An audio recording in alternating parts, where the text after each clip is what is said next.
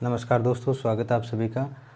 आज हम NCERT class 12 maths के चैप्टर नंबर 10 के वेक्टर चैप्टर में 10.2 एक्सरसाइज शुरू करने जा रहे हैं। यानी एक्सरसाइज 10.2 वेक्टर क्लास 12 मैथ्स में शुरू कर रहे हैं। जिसका फर्स्ट क्वेश्चन है कि compute the magnitude of the following vectors. Compute the magnitude of the following vectors. ये वेक्टर दे रखे हैं अलग अलग। यहाँ पे ए वेक्टर दिया है, इसमें सी वेक्टर दिया है, एक बी वेक्टर है। इनका हमको मैग्नीट्यूड निकालना है। तो वेक्टर निकालने का फॉर्मूला क्या होता है? देखो, जैसे ये वेक्टर दे रखा है एक्स आई के प्लस वाई जे के प्लस जेड के के। तो इसमें जो हम मैग्नीट्यूड निकालते हैं उसके लिए क्या करना होता है? मॉडुलस का साइन लगाना होता है। ये मैग्नीट्यूड निकालना है इसका। फिर इसका फॉर्मूला बनता है कि आई का जो कोफिशिएंट है वो यानी एक्स स्क्वायर प्लस वाई, जे का कोफिशिएंट वाई स्क्वायर प्लस के का कोफिशिएंट है वो जेड स्क्वायर। तो X square plus Y square plus Z square का स्क्वायर रूट होता है वो, उससे हम मैग्नीट्यूड निकालते हैं। तो ए वेक्टर हमारे पास में दे रखा है, इसका मैग्नीट्यूड निकालेंगे तो मोड ऑफ ए वेक्टर हो जाएगा और स्क्वायर रूट के अंदर आ जाएगा आई का कोफिशिएंट यानी 1 का स्क्वायर, जे का कोफिशिएंट है 1 तो 1 का स्क्वायर और के का कोफिशिएंट है 1। तो ये हो जाएगा 1 square plus 1 square plus 1 square, जो कि क्या बन जाता है 1 प्लस 1 प्लस 2 प्लस 1 यानी 3 बन जाएगा टोटल। तो क्या आ जाएगा? ए वेक्टर का मैग्नीट्यूड क्या बन जाएगा? √3 बन जाएगा। बी वेक्टर का मैग्नीट्यूड क्या है? 2i के माइनस 7j के माइनस 3k के, यानी बी वेक्टर ये दे रखा है और इसका मैग्नीट्यूड निकालना है। तो मैग्नीट्यूड के लिए मोड के अंदर बी वेक्टर का मोड करेंगे। मोड का मतलब होता है कि यही फॉर्मूला अप्लाई कर देंगे, X square plus Y square plus Z square, यानी आई का कोफिशिएंट का स्क्वायर प्लस जे के कोफिशिएंट का स्क्वायर प्लस के कोफिशिएंट का स्क्वायर करना है। यहाँ पे 2 स्क्वायर प्लस माइनस 7 का स्क्वायर प्लस 3 स्क्वायर किया है, तो जो कि सोल्व करने पे क्या आ जाता है? स्क्वायर रूट ऑफ 62 बन गया। यानी 2 का स्क्वायर 4 हो गया, माइनस 7 का स्क्वायर कितना 49 हो गया, 3 का स्क्वायर 9 हो गया। इन सबको ऐड करेंगे तो आ जाएगा स्क्वायर रूट ऑफ 62।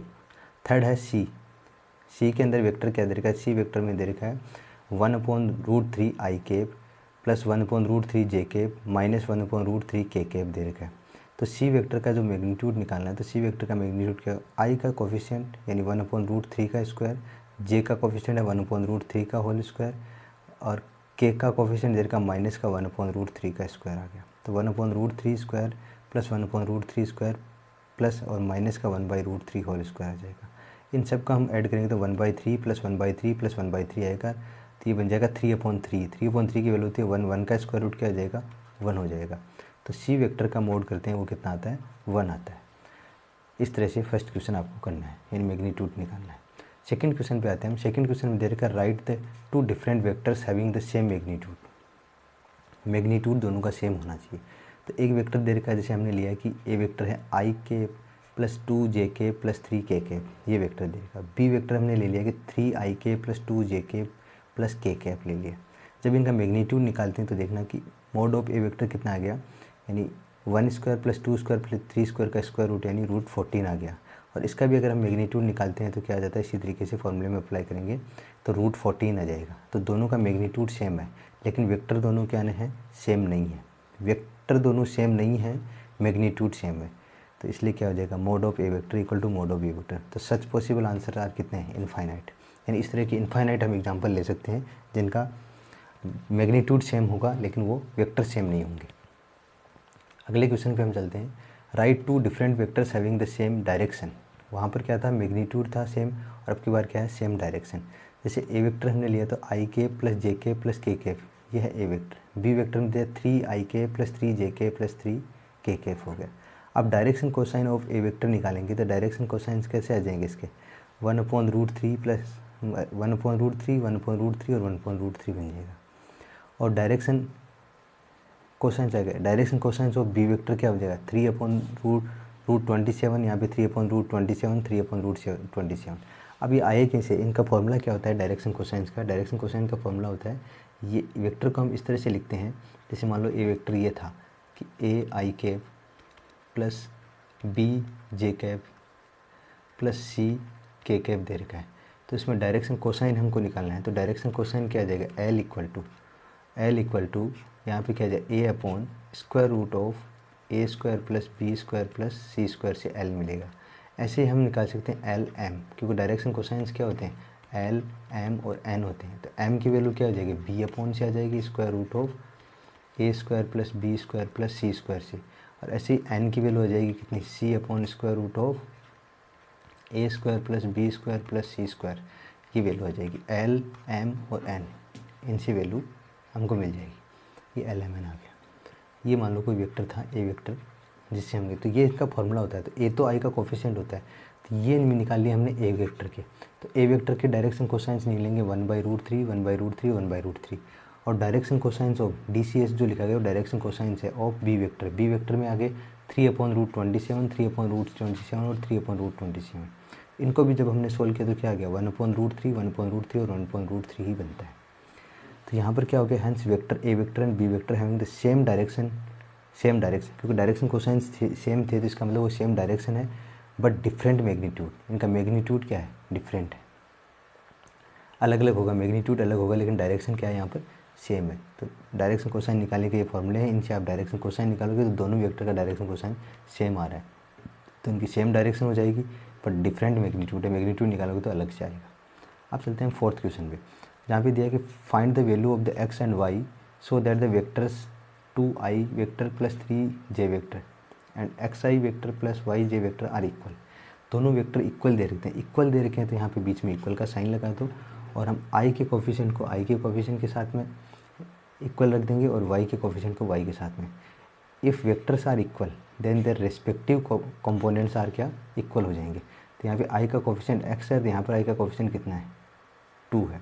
यहाँ पे j का कोफिशिएंट y है, तो यहाँ पे j का कोफिशिएंट कितना है, 3 है। तो यहाँ पर हो जाएगा x = 2 और y = 3। ये तो हो गया x = 2 और ये हो गया y = 3, तो ये बन जाएगा find the value of x and y so the vectors. ये तो x एंड y की वैल्यू आ जाएगी यहाँ पे, x = 2 और y = 3, जब दोनों वेक्टर इक्वल होंगे। अगला क्वेश्चन हमारा है कि find the scalar and the vector components of the vectors with initial point 21 और टर्मिनल पॉइंट दे रखा है। ये इनिशियल और टर्मिनल का मतलब ये होता है कि ये इनिशियल वेक्टर हो और ये टर्मिनल वेक्टर हो, टर्मिनल पॉइंट हो गया। इनिशियल का मतलब जहाँ से स्टार्ट हो रहा है और ये वेक्टर है ये साइड। तो let A be the initial point और बी द टर्मिनल पॉइंट, तो ये क्या हो जाएगा, ए बी वेक्टर हो जाएगा। ये हो गया ए इनिशियल पॉइंट हो गया, और ये क्या है, बी हो गया, बी वेक्टर हो गया। तो इसमें जो दे रखा है वो है 2,1 और ये कितना दे रखा है, -5,7 ये दे रखा है। तो ए बी वेक्टर आ गया हमारे पास। इसमें क्या लिखेंगे, x2 - x1 i cap plus y2 - y1 j cap, ये इतना ही आ गया। तो यहाँ पर इसकी वैल्यू लिखो x2 - अब जब आपको वेक्टर निकालना होता है तो x2 - x1 i cap plus y2 - y1 j cap कर देना है, क्योंकि हमारे पास थर्ड वो है नहीं। तो 2D की हम बात करें तो 2 ही वेक्टर थे, 2 उसमें दे रखी है, x और y की वैल्यू दे रखी है। तो इसमें क्या हो जाएगा, ए बी वेक्टर की वैल्यू हो जाएगी x2 - x1 i cap plus y2 - y1 j cap value रखोगे तो यहाँ पे क्या हो जाएगा, x2 की वैल्यू दे रखी है -5 और ये कितना है, x1 की वैल्यू है 2, तो -5 - 2 कितना हो जाएगा, -7 i कैप आ जाएगा। और वहाँ से y2 की वैल्यू 7 लोगे, -y1 है 1, तो 7 - 1 कितना हो जाएगा 6, -7 i cap plus 6 j cap, ये बन गया। तो द वेक्टर कंपोनेंट्स आर क्या हो गए, इसके वेक्टर कंपोनेंट क्या हो गए, -7 i कैप और 6 j कैप वेक्टर कंपोनेंट हो गए। और स्केलर कंपोनेंट की बात करें तो स्केलर कंपोनेंट क्या होता है, जो न्यूमेरिक वैल्यू है वही हो जाएगी। तो -7 और 6 है वो स्केलर कंपोनेंट है। इस तरह से हम बता सकते हैं। पहले हमको वेक्टर निकालना होगा, वेक्टर निकालने का ये फॉर्मूला होता है 2 पॉइंट से वेक्टर निकालने का। अब चलते हैं हम 6 क्वेश्चन में, जिसमें दे रखा है find the sum of the 3 vectors. 3 vectors का सम कैसे करते हैं, यहाँ पे ए वेक्टर, बी वेक्टर और सी वेक्टर की वैल्यू दे रखी है जिनका हमको सम करना है। तो ये किस तरह से लिखा जाएगा, तीनों वेक्टर्स को हमने लिखा है यहाँ पर, तो इनमें तीनों का सम हो जाए A vector plus B vector plus C vector करेंगे, तो इनको तीनों को ऐड कर दो। आई कैप की वैल्यू को आई कैप के साथ में ऐड कर दो, ये क्या माइनस का, ये क्या प्लस आई कैप माइनस का 2 आई कैप, जब इनको ऐड करेंगे तो कितना आ जाएगा, माइनस का आई कैप बचेगा, माइनस के आई कैप में प्लस का आई कैप ऐड करेंगे तो कितना बचेगा, 0 आई कैप बचेगा। फिर यहाँ पे दे रखा माइनस का 2 जे कैप प्लस का 4 जे कैप, माइनस का 2 और प्लस का 4 कितना आएगा, प्लस का 2 जे कैप आ जाएगा, प्लस का 2 जे कैप माइनस का 6 जे कैप, प्लस का 2 माइनस का 6 कितना आएगा, माइनस का 4 जे कैप, ये आ जाएगा माइनस का 4 जे कैप।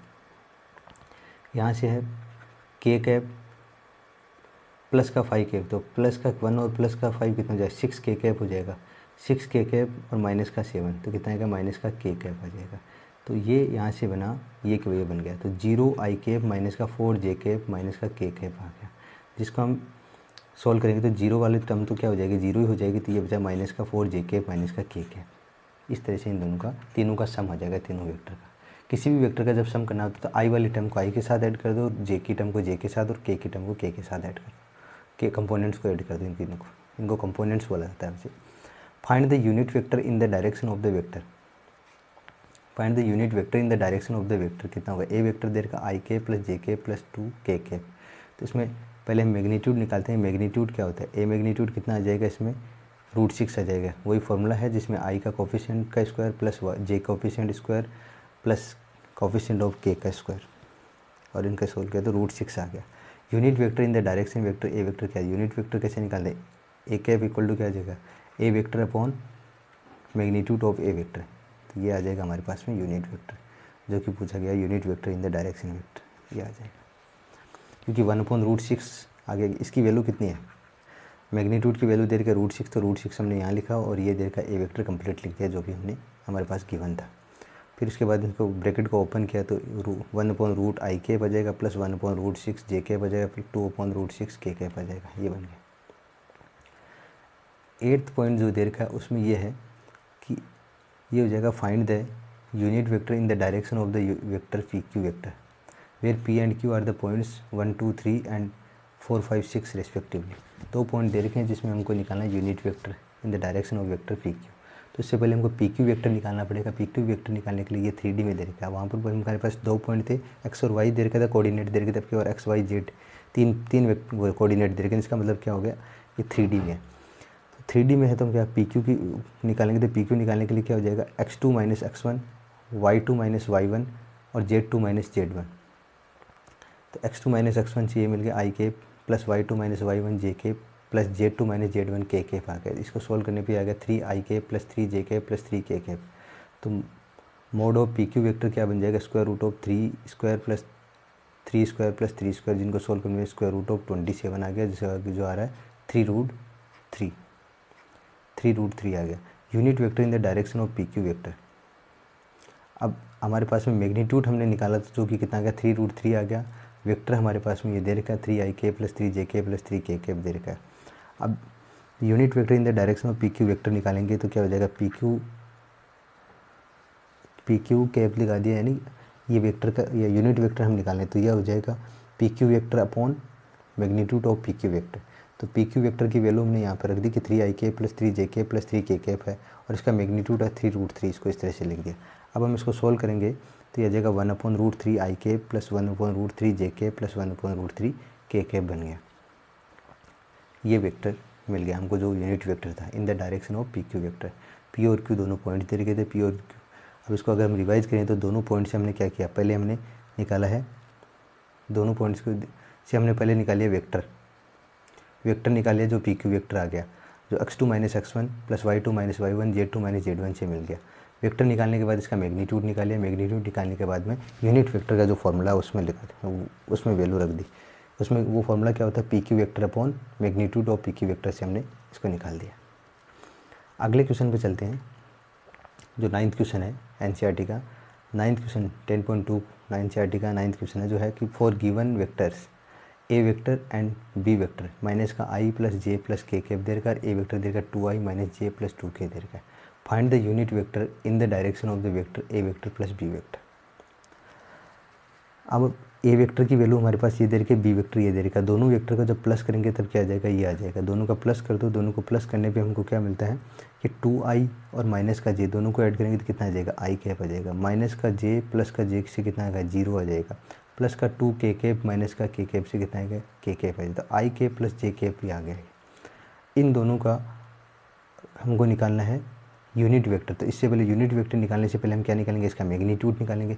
तो दोनों का जो मैग्नीट्यूड निकालेंगे देखा 1 का स्क्वायर प्लस 1 का स्क्वायर स्क्वायर रूट करेंगे तो √2 आ गया मैग्नीट्यूड। इसका मैग्नीट्यूड निकाल दिया, मैग्नीट्यूड हमारे पास आ गया और वेक्टर हमारे पास में है तो यूनिट वेक्टर इसका निकाल सकते हैं। तो इसका हमको यूनिट वेक्टर निकालना है तो यूनिट वेक्टर क्या आ जाएगा, A vector plus B vector लिखेंगे, अपॉन में इसका मैग्नीट्यूड लिखा तो 1/√2i प्लस 1/√2k बन गया। ये होगा ए प्लस बी वेक्टर का यूनिट वेक्टर। क्वेश्चन नंबर 10 पे चलते हैं। 10.2 के क्वेश्चन नंबर 10 में क्या दे रखा है, उसमें दे रखा है कि find A vector in the direction of 5i - j plus 2k which has magnitude 8 units.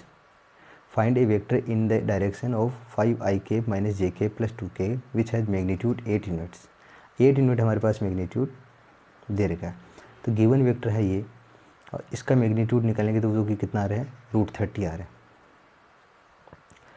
Unit vector in the direction of A vector, इसका यूनिट वेक्टर निकालेंगे तो यूनिट वेक्टर क्या आ जाएगा, ए कैप क्या आ जाएगा हमारे पास में, ए कैप आ जाएगा ये 1/√30, क्योंकि इसका निकाल रहे हैं हम पहले, तो जिसको ए वेक्टर ले लिया था और इसी को ही हम क्या निकाल रहे हैं, यूनिट वेक्टर निकालें। तो इसका यूनिट वेक्टर आ जाएगा 1/√30 और ये वेक्टर लिखा है, क्योंकि फॉर्मूला क्या होता है, ए कैप इक्वल टू क्या हो जाएगा, A vector upon A vector का मैग्नीट्यूड, इससे मिला था।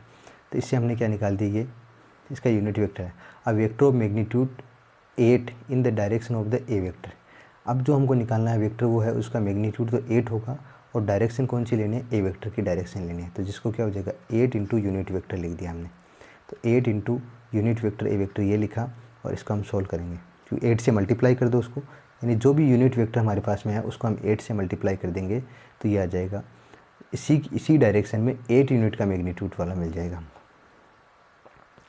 तो 8 से मल्टीप्लाई कर दिया इसका जो यूनिट वेक्टर है इसको, तो 8 से मल्टीप्लाई करने पे 40 अपॉन आ गया, 40/√30 आई कैप माइनस 8/√30 जे कैप प्लस 16/√30 के कैप, ये मिल गया। अब हम मिलते हैं अगले वीडियो में। आज अब इतना ही पढ़ेंगे इस वीडियो में, इसके बाद अगले वीडियो में मिलेंगे जो 11 क्वेश्चन से स्टार्ट होगा। तब तक के लिए बाय, थैंक यू।